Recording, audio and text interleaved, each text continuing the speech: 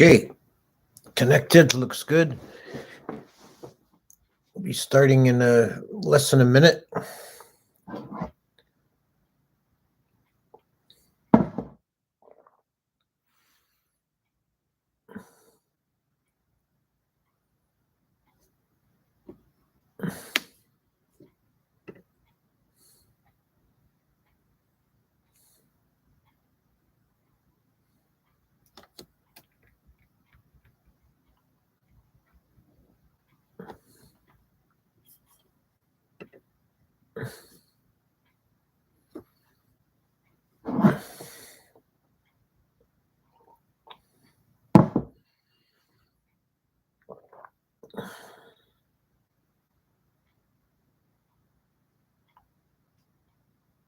Okay. Namo tassa bhagavato arahato sama sambuddhasa. Namo tassa bhagavato arahato sama sambuddhasa. Namo tassa bhagavato arahato sama sambuddhasa. Okay. Hello, everybody. I'm doing a series now on the jhanas. Last week I did a general overview, and I'm approaching it a bit from a bit of an unusual angle. It's a little different way of thinking about things. I want to go through the 5 nivaranas and the 5 Jataka factors because they are paired. They each each jhana factor overcomes one of the nivaranas. The nivaranas are the 5 hindrances. They're states of mind that lead us astray and prevent us from settling into deep samadhi. Once the nivaranas are made quiescent, when they're not bothering the mind will naturally progress, easily and naturally progress in samadhi. It's like you have one or the other. You're either stuck in the running around in the nivaranas, or you're deepening your samadhi and going into jhana. It's a natural kind of progression of the mind to settle into that deeper samadhi when it's not distracted by the nivaranas. So I like to think of samadhi and jhana as natural states of mind that we prevent or suppress by being engaged in the nivaranas. The nivaranas are sensual desire, ill will, sloth and torpor, restlessness, and doubt. And the jhana factors are 5 in number, and they become progressively refined and subtle and simpler as one goes through the jhanas. So the first jhana is marked by 5 factors: VItakka and vichara, applied and sustained thought; piti and sukha, rapture and bliss; and ekaggata, or unification of mind. So that's a very quick overview and summary of the theme of the nivaranas and the jhana factors. And I'm going to go through the list in the order of the jhana factors.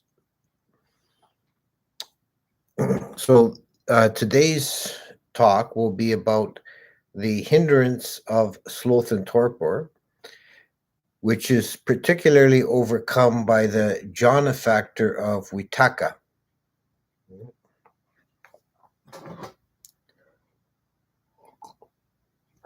So let's talk about Thīna-Middha first, that is sloth and torpor. This is a compound in Pali of two words, and they're considered to be 2 separate mental factors, but they're very closely related. And according to Abhidhamma, they always occur together. You can't have one without the other. there are some different definitions in different texts as to the distinction between the two. In one place, it says that Thīna refers to sluggishness of the chitta, and Middha to sluggishness of the chittasikas. So that is consciousness and the other mental qualities. Elsewhere, it says that Thīna refers to a stiffness or unwieldiness of mind, and Middha to a dullness or a sleepiness of mind. But since these factors always occur together, the distinction between them is not really very important. Thīna-Middha together constitute dullness, heaviness, stiffness, sleepiness of mind. And this is, of course, something that beginning meditators tend to be very familiar with. It's often, I mean, everybody's a little bit different, but a common early progress in meditation is first the meditator is struggling with a lot of pain in the body, learning to sit and be still. And as soon as they get over that, they fall asleep. They succumb to a Thīna-Middha.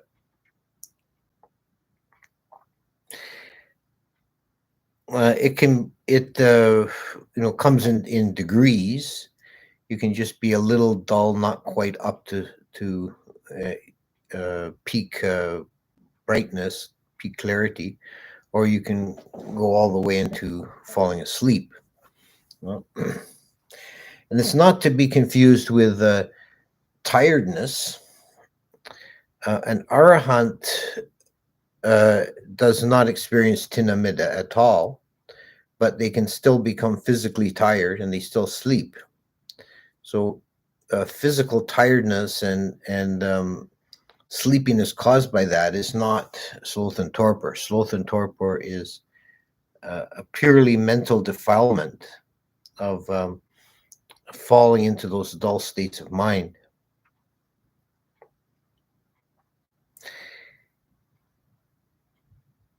It's said that one of the principal causes of Thīna-Middha is ayoniso manasikara, that is wrong attention. Ayoniso manasikara, that is wrong attention or wrong thinking, dealing with the mental objects in the wrong way, taking the wrong kind of interest in them, letting the mind drift. And we know this in meditation. Sometimes if you succumbing to Thīna-Middha, the mind will drift off into daydreams and memories, and is lost in a kind of a fantasy world.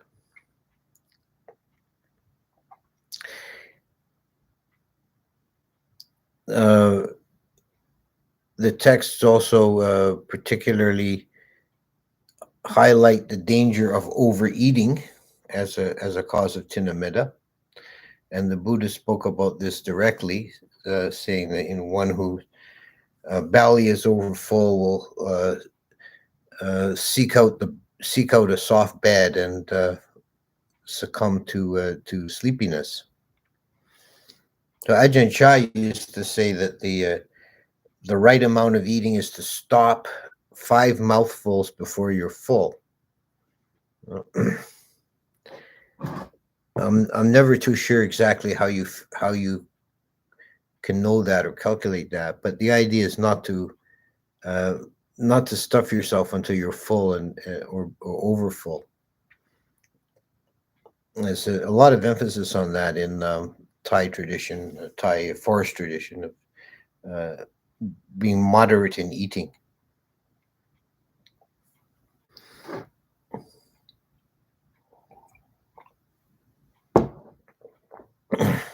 In terms of purely mental development or states of mind. Thīna-Middha is overcome by the jhana factor of VItakka. And we need to speak a bit about exactly what VItakka is. It has various translations, and there isn't really a applied thought or initial application of mind are the two most common. There doesn't seem to be a really agreed definition for this. It's always, not always, let's say, commonly paired with vichara, which we're going to deal with next week. VItakka vichara is sometimes put together as a compound. In the suttas, the Buddha often uses the word VItakka simply mean thought. So there's thoughts of sensuality, there's thoughts of renunciation, there's thoughts of ill will, there's thoughts of loving kindness, and so on. And these are all named as different kinds of VItakka. When we get to the later texts like the Abhidhamma and the Visuddhimagga, they're more precise in talking about defining the terms. And VItakka is considered to be the mental faculty of leading the mind to an object or bringing the mind to an object. So this is where the idea of striking the object comes in, whereas vichara is holding attention, sustained attention on the object. So the common analogy is striking a bell or a gong. When you strike the gong, the initial striking with the stick is like VItakka, and then the sustained tone that issues from the gong that may persist for some time is vichara. And that particular analogy is a good one to apply apply to meditation. VItakka is considered the coarser of the two, and vichara is the more subtle and refined. And one should try and move from VItakka, deepening the practice into vichara as much as possible. But when the mind is not on the object, you need to have that initial push and striking of the mind onto the object.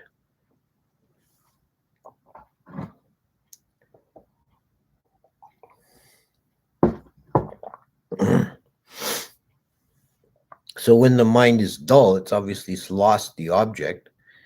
Then you have to bring forth VItakka and with a little bit of mental force, push the mind onto the object. But you don't want to keep doing that because that tires out the mind. Once the mind has found the object, then you just hold it with vichara.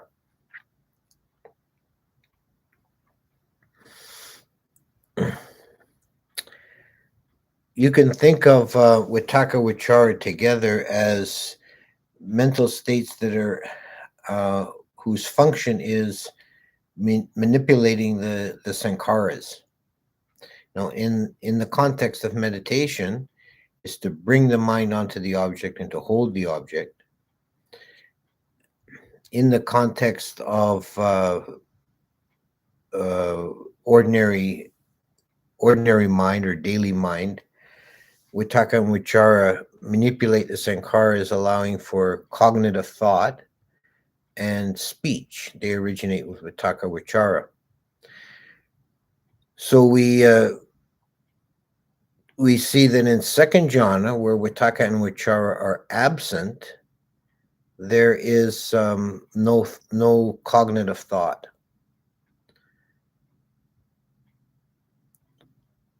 So there's a saying from one of our monks that if you find yourself wondering, am I in second jhana? The answer is always no.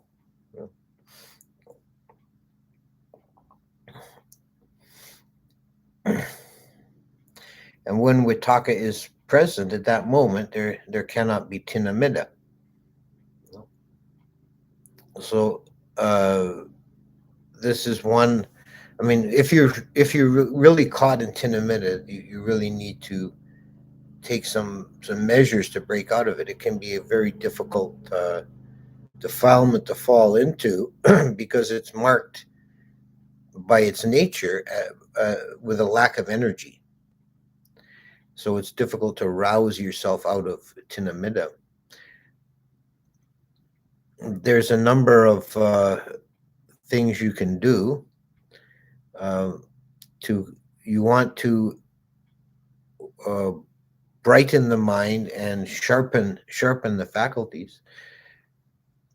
So meditating with eyes open, letting light in, doing more walking meditation, walking more briskly. Or if it's very persistent, stop and splash the face with cold water, or go outside and look at the stars. These are all things particularly recommended by the Buddha.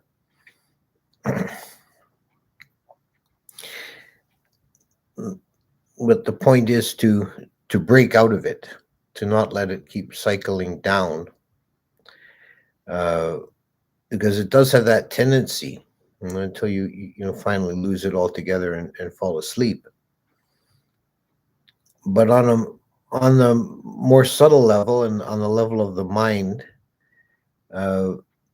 if you feel yourself beginning to drift into Thīna-Middha, now's the time to bring forth this jhana factor of VItakka and deliberately direct the mind onto the object, whether it's the breath or what have you, and reestablish that contact.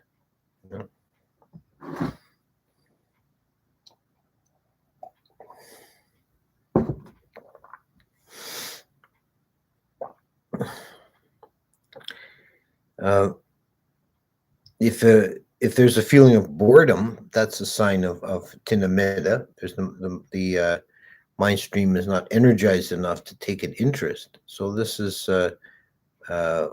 also where VItakka is useful, because you're doing something actively with the mind, bringing forth this interest in the object.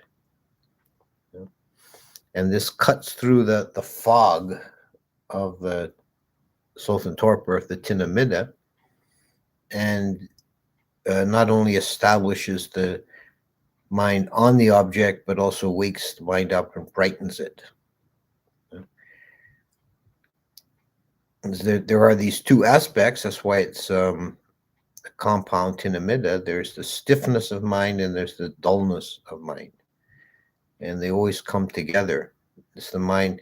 It's not it's unwieldy, meaning it's difficult to work with. The mind feels thick and heavy and not pliant. And the VItakka is like a knife that cuts through that and sharpens the mind up. Here's the breath. Feel the breath. And it brings the chitta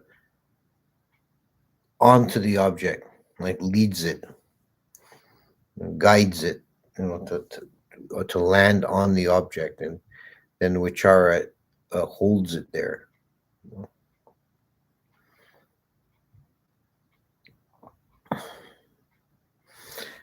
So I'll stop there and answer questions.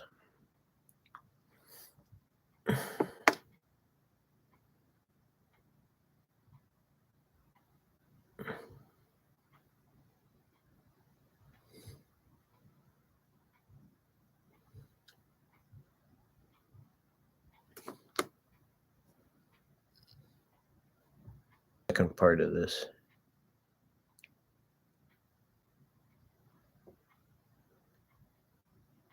While I'm waiting for that to load, I could say that it could be possible to experience meditative states in a lucid dream. I think it would depend to a large degree on the degree of lucidity, Okay, then the commenter goes on. Everything got so bright, I was filled with so much happiness, and it lasted for weeks. I'm not sure if you mean real weeks or dream time weeks, but yeah, that it could have been a jhana. This is also a problem of definition that which I spoke a bit about last week. There's always a problem of defining these states. And there is not a real strong agreement among teachers in terms of definition of jhana. But it was, rather than be hung up on definitions of whether it was a jhana or not, regarded as it was a good spiritual experience, and if it had a persistent happiness that remained afterwards, that's a very good sign.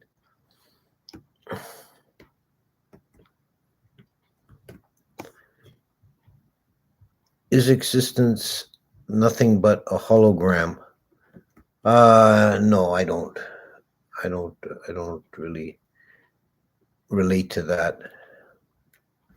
We don't really know what existence is, but it seems like calling it a hologram sort of seems like it's just using a kind of a trendy technological term to describe the complex reality. When should one switch to piti as a meditation object, and does one use VItakka to bring up the piti when it fades? There are different schools of thought on that. I myself don't recommend deliberately switching to the piti, but try to remain anchored to the breath and feel the piti, allow the piti to flow. You're aware of it, but you still remain anchored to the breath. I know there are other teachers who say one should focus on the piti and bring it in, use that as an object.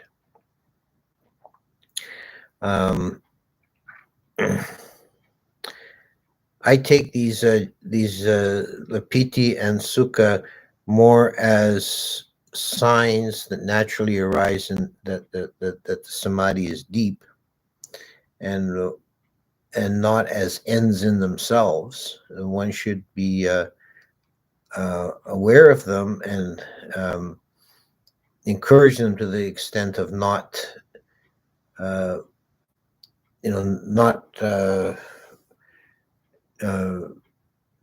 not hindering them, letting them flow, and that will carry you, into deeper states of samadhi. And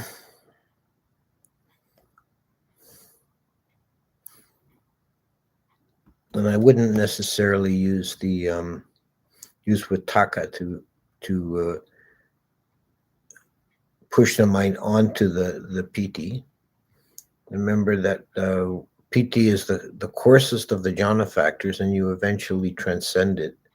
So you don't want to really keep relying on it too far. Is it possible to encounter angelic or abhasara beings while meditating, or does the experience mean hallucination, or that I fell asleep and dreamt it? It's never really certain with these type of experiences whether it's an actual entity or it's a product of your own mind. And on one level, it doesn't really matter.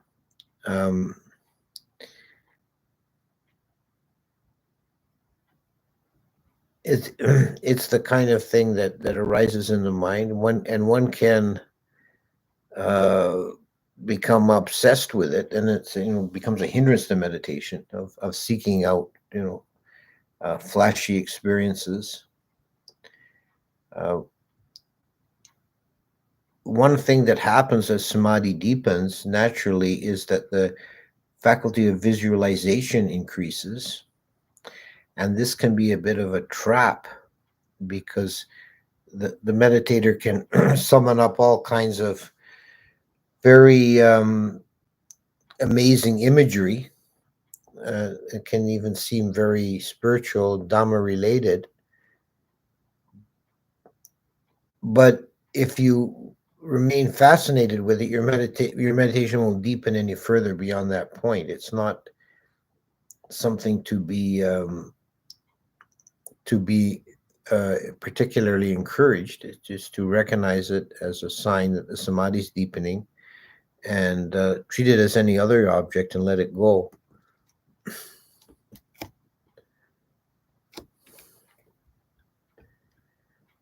Can visualizing fire help keep the mind from sleep? Visualizing light is one of the methods recommended by the Buddha, and I suppose that could take the form of fire.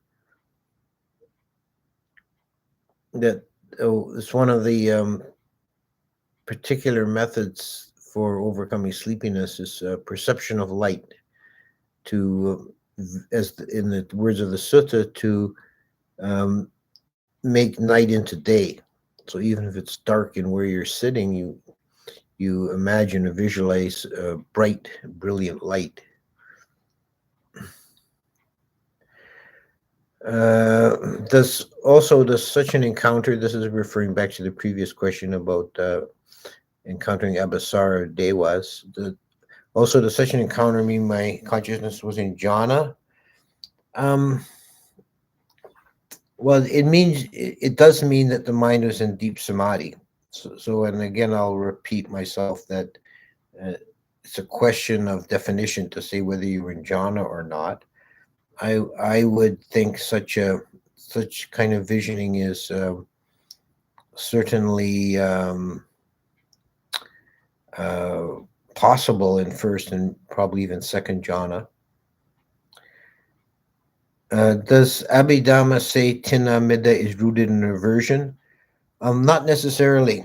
It can occur with aversion or with neutrality or with pleasant mind states.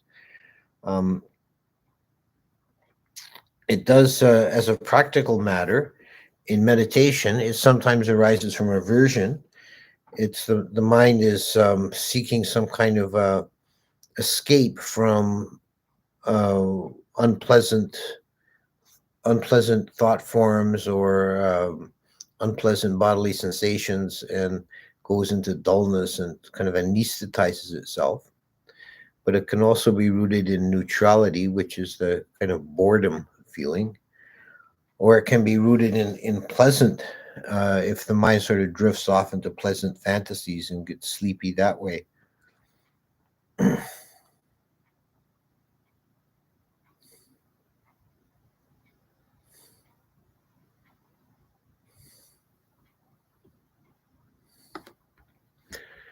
Does the experience of access neighborhood look like sparkles as opposed to solid light or vivid color? The questioner is referring to visual nimittas, and that can take many forms. That's a whole huge topic to talk about visual nimittas, or signs that arise in meditation.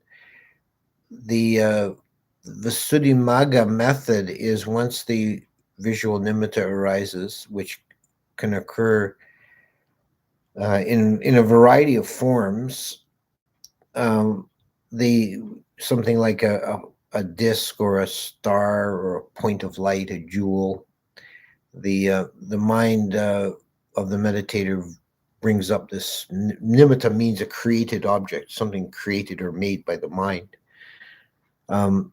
And the Visuddhimagga recommends that the meditator should then drop meditation on the breath and turn to focusing on the nimitta. The Vimuttimagga takes a different view and downplays the role of the nimitta. And I think many of our modern teachers lean that way more. It seems to be a common experience that most people don't do well by going onto the nimitta.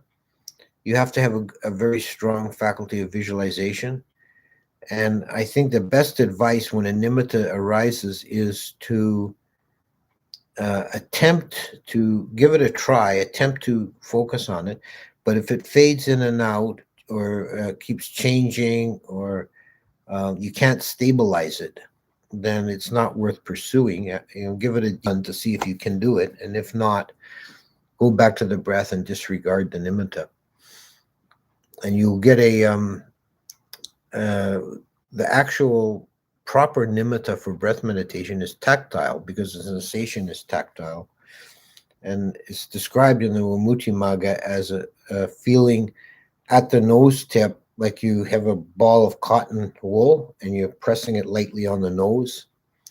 So it's a steady sensation. You just are aware of the sense of touch at the nose. And the sense of the breath as a moving object fades very, very much in the background, and there's just a steady sensation of touch at the nose tip. And that's the tactile nimitta that will that can carry you all the way through the jhanas.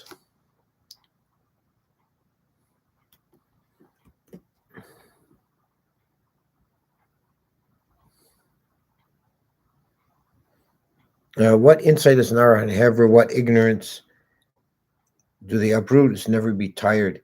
No, that's not quite right. An arahant can be tired, like if he goes many hours without sleep, or if he walks a long distance. They can become tired from physical causes and feel tiredness and even sleepiness. But that's different than Thīna-Middha. Thīna-Middha is a defilement of mind. It's not a state that is caused by external factors. It's you kind of bring it up yourself internally. So that's what the arahant is free from.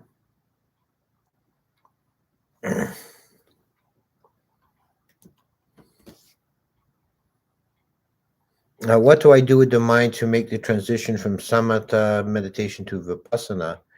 The key difference between samatha and vipassana is how you deal with the objects of consciousness. In samatha meditation, you start with an arbitrarily chosen object, meaning, you sit down, I'm going to meditate on the breath, or I'm going to meditate on metta, or whatever it might be. And that object is your point of interest in the meditation. And anything else that arises, which it will, particularly initially, there'll be thoughts and sensations in the body, so forth. You disregard them. You have to learn the skill of non-attention, not letting the mind pay any attention to anything other than the chosen object. That's quite different in vipassana. When these things arise, they become the correct and proper object for one moment. So it's like a moving target. It's a more difficult meditation because you don't want to get caught in any object. You want to just be aware of each object as it arises. So when in vipassana done properly, there actually is no such thing as a distraction. There's just a variation of objects. So the difference is from non-attention to momentary attention. And it's a subtle difference, but it's very important and very clear. And if you were just making a switch while you're doing samatha meditation, then you want to switch to vipassana, then you just kind of open the mind up a little bit and start being aware and taking note of the various miscellaneous objects that you were previously disregarding.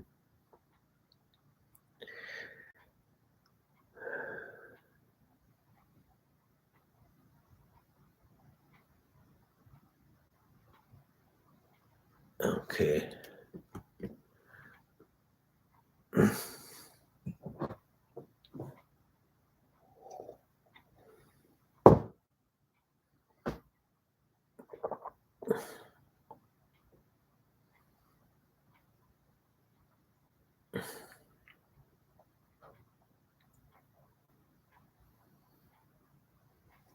So waiting to see if any more there's a couple of comments, but not questions. I'm waiting to see if any more questions come in. I'll just briefly mention the next week will be the jhana factor of Vichara, which is the companion of Vitakka, and the that's paired with the defilement of Vichikitcha, which is restlessness or skeptical doubt, lack of confidence or doubt.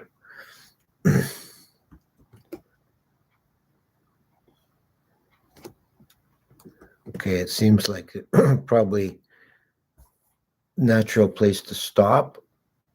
I'm not seeing any more questions, so that's good. And we'll see you next week. And have a wish you a happy Vesak. It's a Vaisakha Puja this Sunday.